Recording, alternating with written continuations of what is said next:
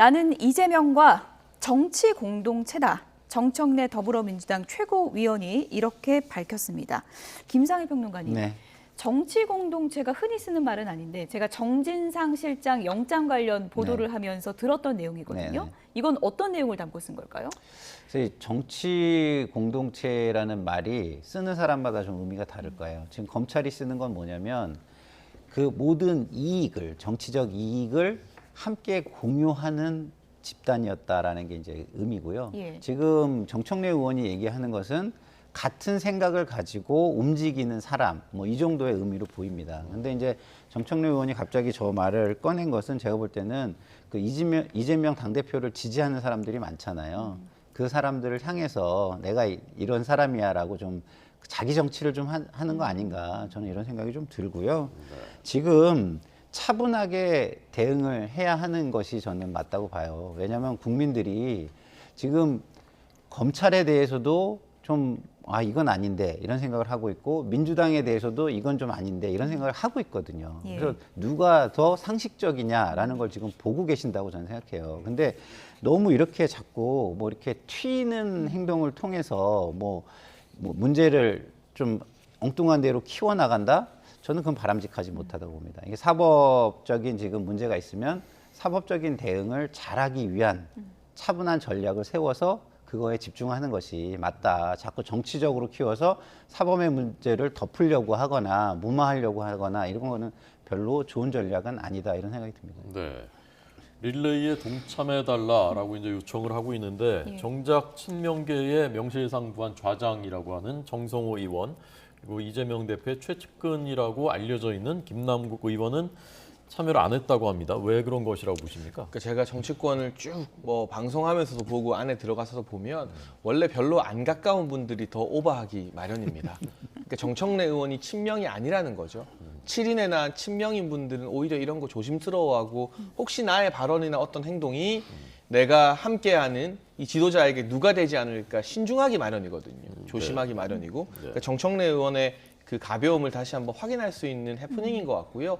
이재명 대표 입장에서도 정청래 의원이 이런 캠페인하는 게 고마울까요?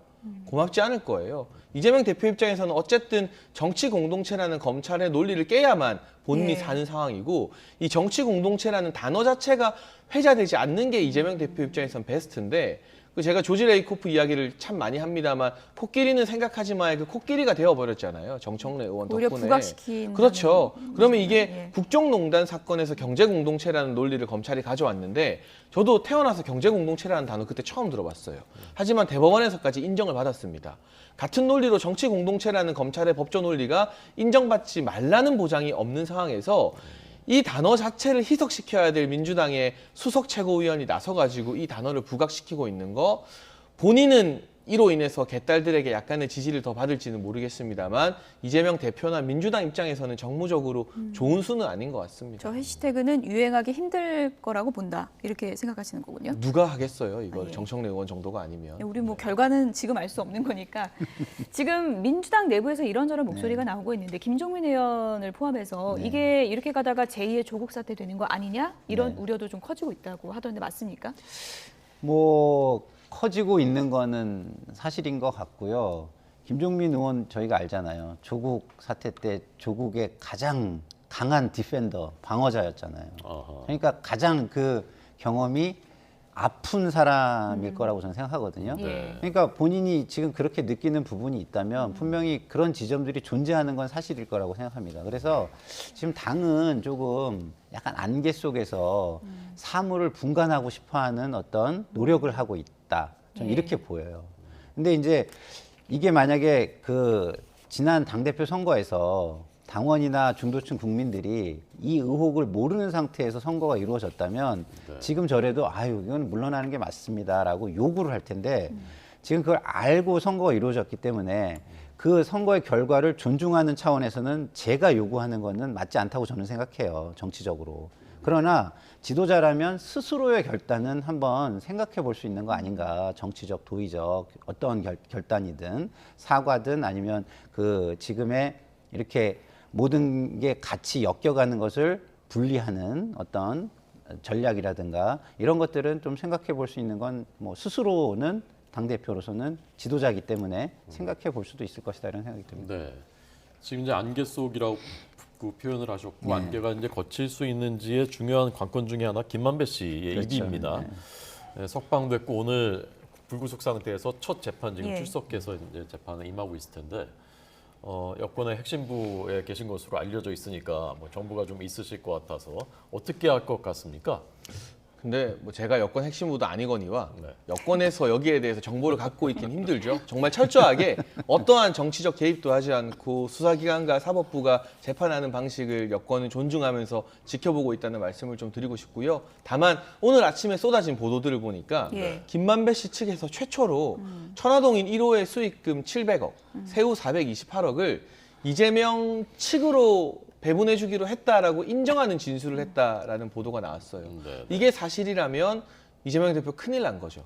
지금 남욱 변호사, 그 유동규 전 본부장 모두 다 천화동인 1호의 실질적 주인은 이재명 대표 그 측근들이다라고 생각하고 있었는데 김만배 씨 정도가 이전까지는 이거 내 거다라고 주장했었어요. 예. 그런데 오늘 보도 내용을 토대로 제가 말씀드리자면 드디어 김만배 씨도 천화동인 1호의 이 세전 700억이 이재명 대표 측으로 가기로 돼 있었다라고 인정한 겁니다.